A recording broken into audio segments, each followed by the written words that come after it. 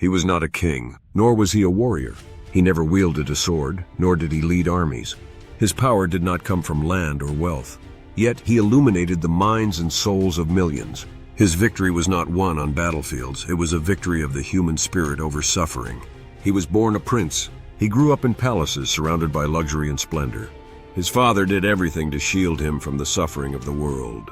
He was never allowed to see poverty, sickness, or death. But the truth could not be hidden behind palace walls. One day, when he stepped outside the palace, what he saw shook him to his core. He witnessed old age, disease, suffering, and death. And in that moment he understood, life could not be just about pleasure and riches. He decided to leave behind his golden cage and search for the truth. He abandoned his family, his title, and his luxurious life. He wandered through forests, spoke with wise men, and endured hunger and hardship. He sought answers in meditation, silence, and the depths of the mind. After years of searching, he sat beneath a tree, closed his eyes, and reached enlightenment. He was no longer just a prince, he was a guide for all of humanity.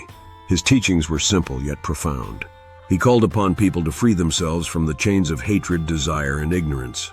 He revealed the source of suffering and the path to liberation.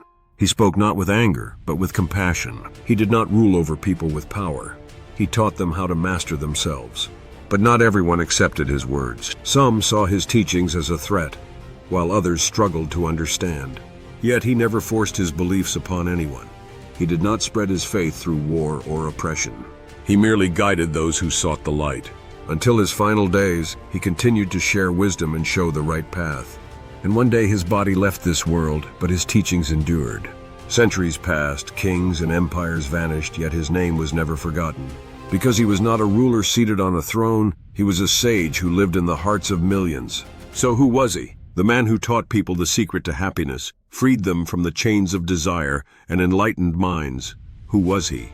Who am I? I am Buddha.